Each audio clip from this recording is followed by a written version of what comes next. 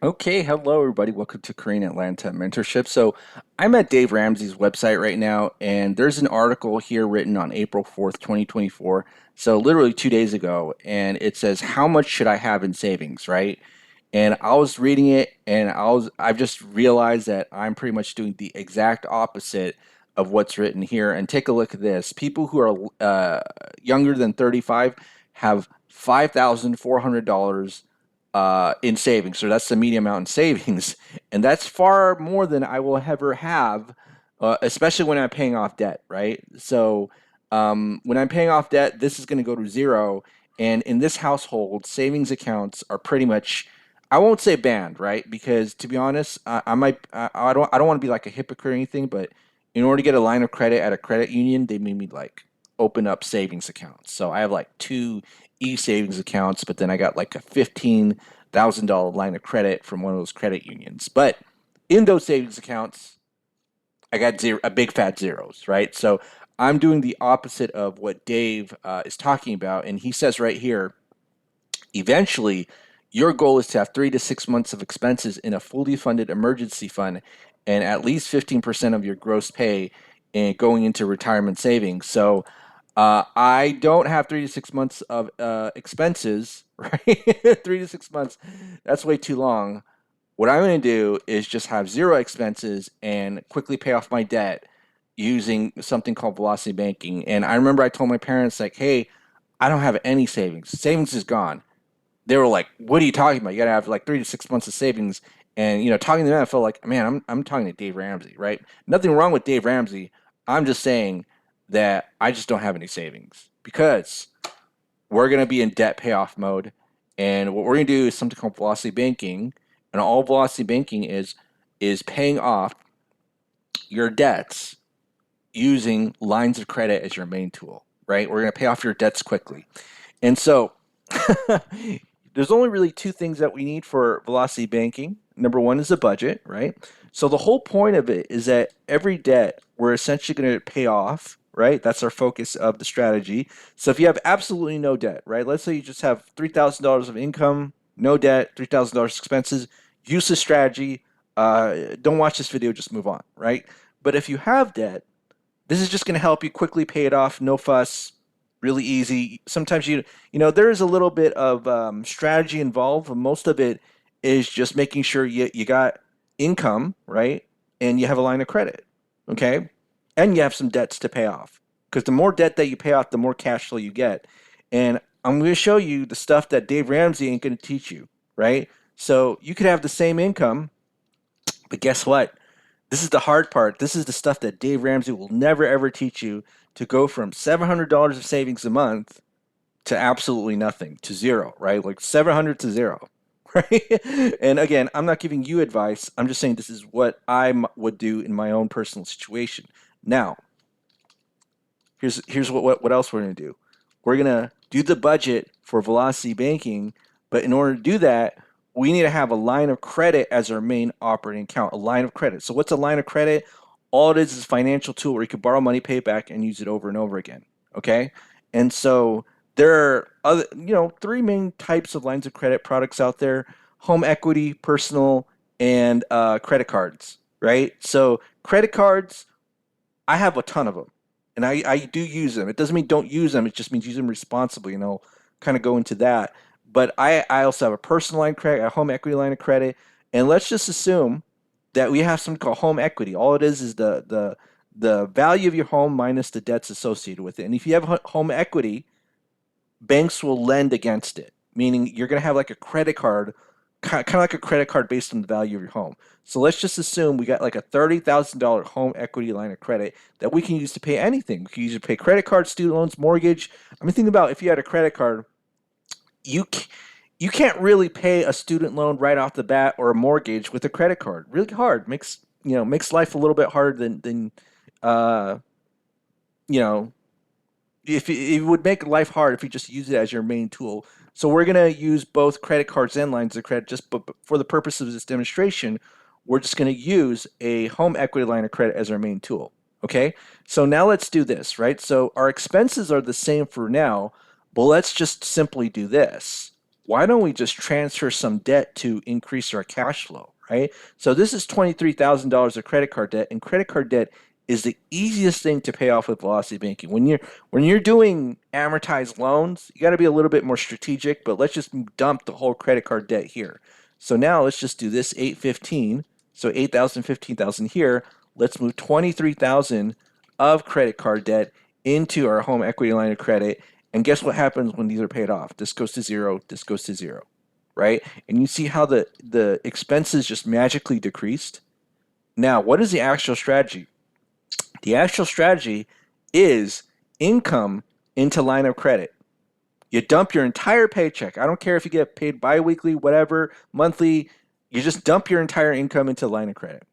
And then you take your expenses out. And guess what? Even though you have no savings because you dumped your entire income, the balance will go down by that cash flow. And look how we went from $700 a month in this scenario, magically almost double the number. Almost doubled the number, right? Like, do we make more income? Do we make $700 more income? No, we did not. We just magically, I don't know, it's kind of like magic, right? I'm just, Microsoft Excel is my magician assistant or assistant magician, right?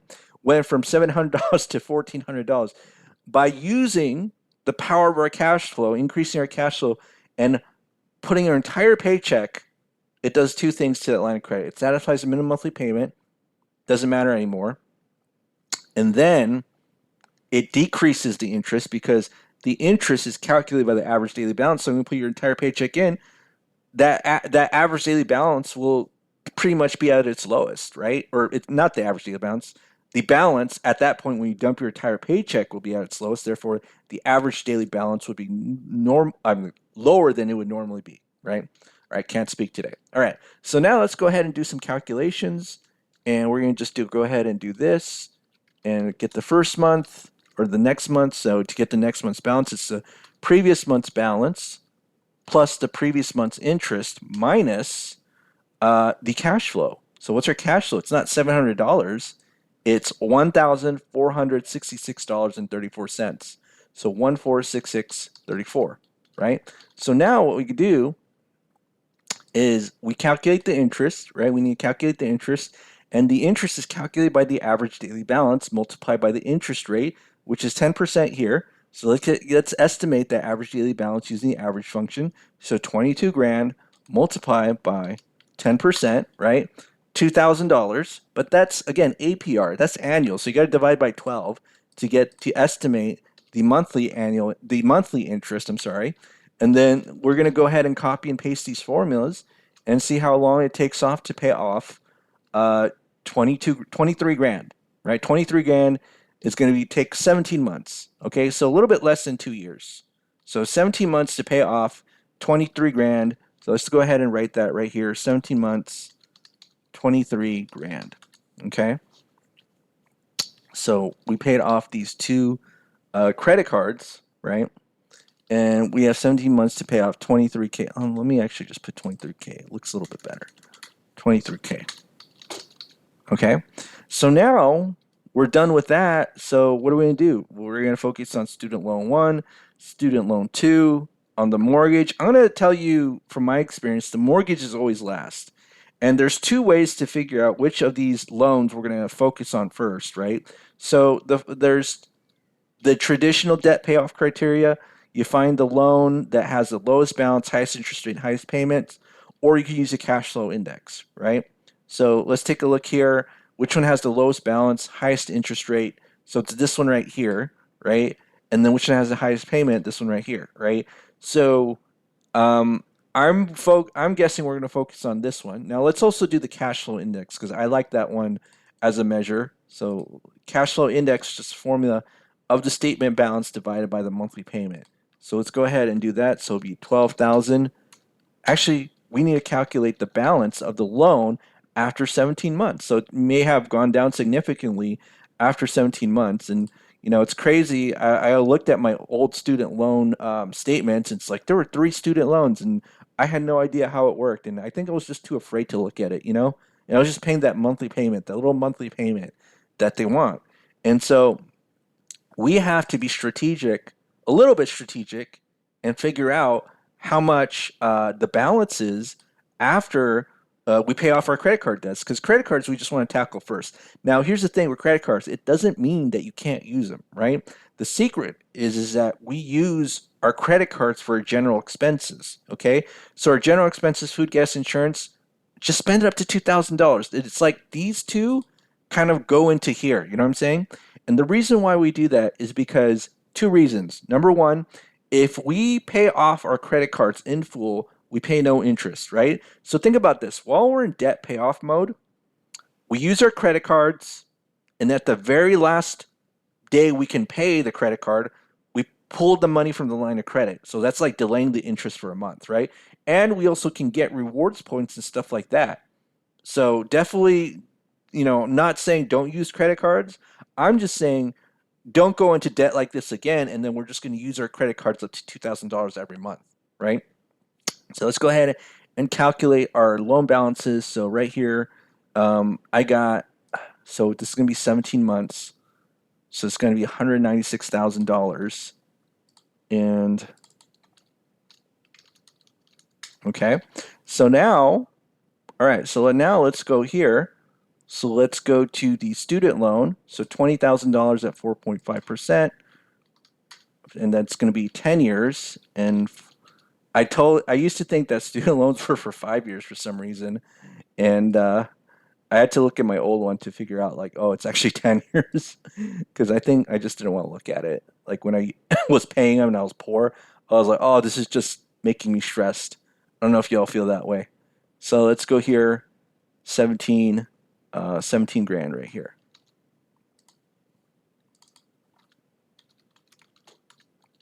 Okay, so 12,000 at 5%. So let's go take a look at that. 12,000 at 5%, and then month 17, right? So month 17 is about 10 grand. Take a look at that. Okay. So take a look at that. And so the cash flow index is just statement balance divided by monthly payment.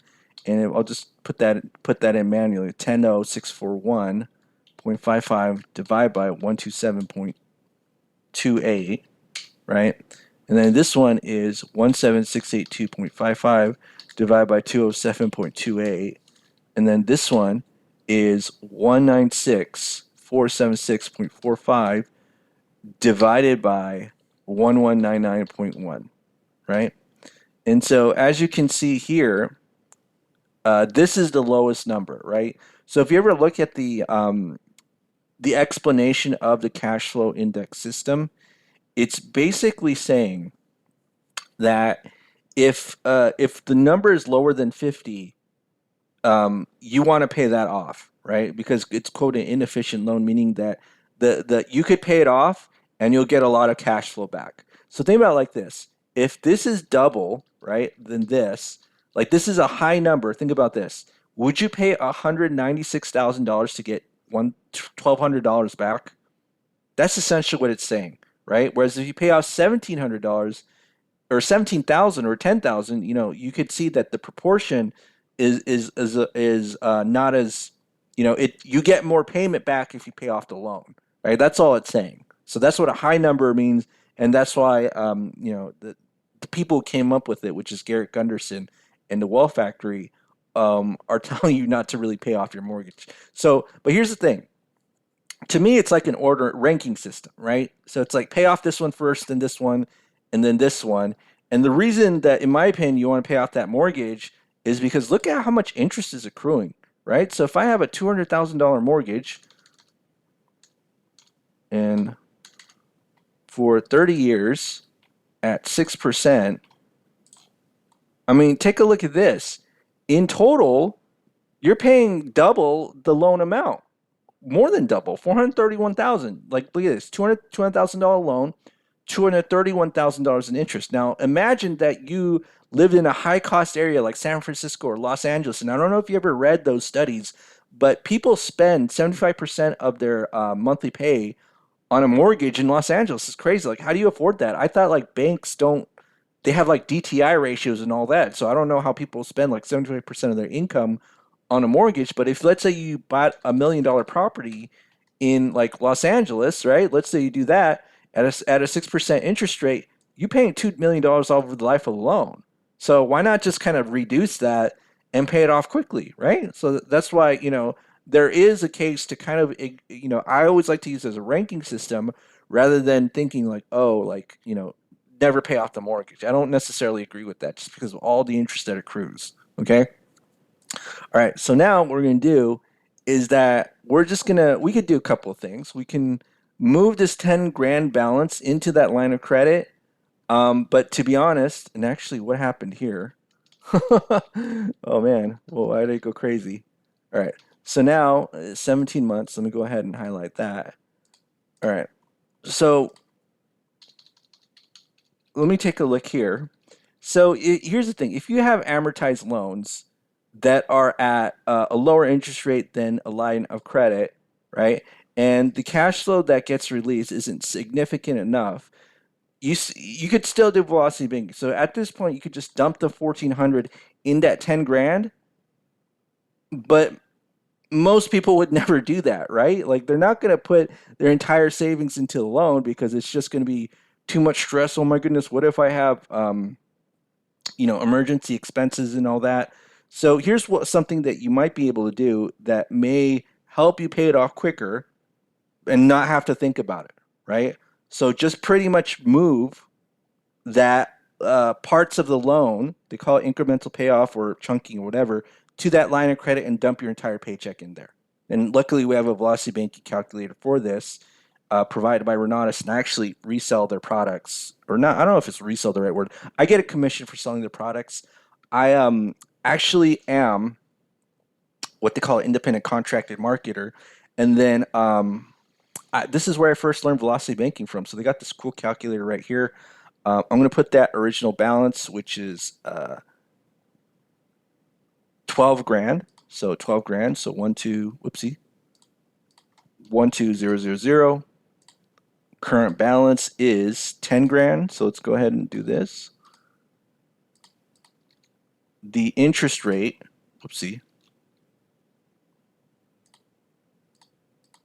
the interest rate is 5%. So I always have to go back and forth. 10 years, and let's take a look at the payment. 127.28. 127.28. And we'll just move that line of credit in $5,000. Line of credit interest rate is 10%. And then our income is $5,000, and then we put our expenses, everything except for the loan we're trying to pay off. So it'd be these three. And let's go ahead and sum it up right here, and it's going to be 3406.38. So let's go ahead and do that. Whoopsie, oh, it blanked out. 3406.38. Okay, so you can kind of see that if we take this approach, it takes half a year to pay off, right? And here's the thing: a lot of people think like because they don't have experience with this calculator, if you move the whole thing into the line of credit, they don't think the calculator takes into account the payment. Like, oh, it doesn't take into account. It does. The calculator is smart enough. So if I move this whole thing into the line of credit, and I'll just do $10,000, right, just to prove my point. So it's a number a little bit lower than the balance, and not the whole thing. It does take this into account. Take a look at this interest number, 168. See how it increased, right? And we'll do the actual number, 10641.55, right? So again, let me just do $5,000. Although it doesn't matter. Like, what's $30 if it's going to be the same thing, right? So if you want to just pay it off, move the whole thing, peace of mind, you could definitely do that. So, all right. So let's go ahead and do this, and just write that it took half a year, so 6 months, to pay off this first student loan. So that'll be 17 plus 6, which would be 23 months, almost 2 years to pay off 17 plus 12. So that's I'm sorry, not 17, 23,000 plus 12. 23 plus 12. What is 23? Not, yeah. 23 plus 12. I totally cannot do math today. 23 plus 12. 35K. Okay, 35K. Bam. Done. Now this is zero, right? And now we just focus on, this student loan number two. So student loan number two, let's take a look here what the balance is. And let me put in the numbers except for the current balance. So it's going to be 20,000, and the current balance is, we don't know yet because I got to look that up in the amortization table. And then we go to 207.28 is the monthly payment. And I think the interest rate is 4.5, right? 4.5%. Okay. So let me go back here. So definitely the opposite of what we read in the article with zero savings, because every time my checking account statement comes out, or savings account, it's always zero. Sorry, Dave. I love your show, but I'm going against what you're teaching right here. But let me go back here. So at 23 months, this is going to be 795. What did I do? Okay, I got to put this correctly. Let me go ahead. And, it's so crazy that people are willing to pay $1 million, $2 billion for a single family home in like Los Angeles or San Francisco. All right, so $20,000 at 10 years, and then at 4.5%. 4.5%, and then 23 months, right? 23 months. And then this is going to be 16 grand. Okay, so 16 grand. And all right, so 16 grand. That's our current balance. And let's go ahead and pay this off. So let's just be one. I'm going to copy this. And so as you can see, the actual implementation of the strategy is the easy part. The understanding why it's working or what you're expected to pay off is a lot harder. All right, so 4.5%, and now it's everything. So it's 3199.1 as our expenses. So 3911.1. And then you can see that loan takes 1.1 years to pay off, right? 1.1 years. And we're going to go ahead. So what's 1.1 in months, right? So 1.1 times 12, that's 13 months. So 13 plus 23 is 36 months to pay off 55K, because it was originally 20K. So about 3 years to pay off 55K, right? 3 years. And then this is zero. And then bam, we're at the mortgage level. And we just do the same thing with the mortgage, right? Put in 200,000. We got to just put in extra zero. Figure out the balance at 36 months of that mortgage. All right, so let me erase this. And let's figure out the balance at 36 months. So $200,000, 30 years at 6% at 36 months will be 192. So look at all that interest you pay. That first column, interest. Every payment, almost every payment in the beginning goes to interest, right?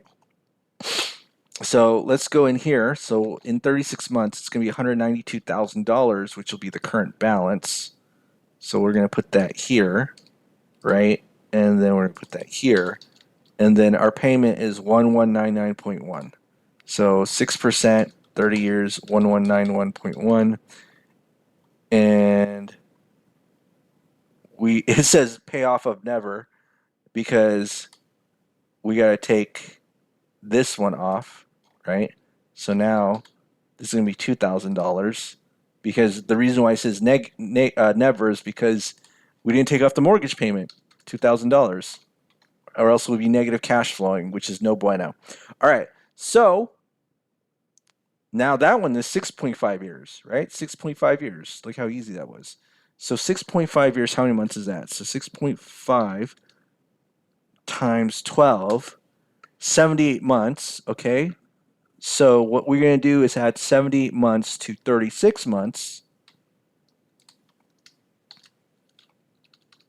is 114 months, and then we divide that number by 12, right, to figure out the number of years. So 9.5 years. 9.5 years to pay off everything, okay? So we're going to do this, 9.5 years to pay off 255K of debt. I'm really curious because usually, like, it takes me a lot. I don't know, does 3 years? Well, I guess that's okay. Because usually when I do these velocity banking demonstrations, I'm kind of wondering, you know what? It's probably because if you add an auto loan, right? Hmm, I'm trying to think why it's 9.5 years. Because usually every time I do this, it's usually less than 8 years. So I'm wondering if it's because of the two student loans that have slowed down the payoff, or maybe I'm doing something wrong. Oh well, 9.5 years is good enough for all debts paid off, right? So, okay, well, that's let's go ahead and highlight this. So everything, including the mortgage, is all paid off in under 10 years. So aren't you excited? Oh my goodness, I'm so excited. So 3 years plus 6.5 years is 9.5 years. So we're completely debt free and we should be good to go, right? And so now we paid off $255,000 of debt with no savings, right? And you know what? Maybe it's because hold on. So now, after every month, we're going to have $3,000 in actual savings once our debts are completely paid off, right? So now it's just 3,000, 3,000, 3,000, but no savings. The rule is no savings until all of our debts are paid off. Okay? So, how would you like to be completely debt free after less than 10 years, including your mortgage, right? Including your mortgage. Okay, well, that's it for today. Have a great day. This is Karina Lanta Mentorship. If you're interested in joining our group, go ahead and click the Google form link below. Other than that, have a great day, and we will speak next time.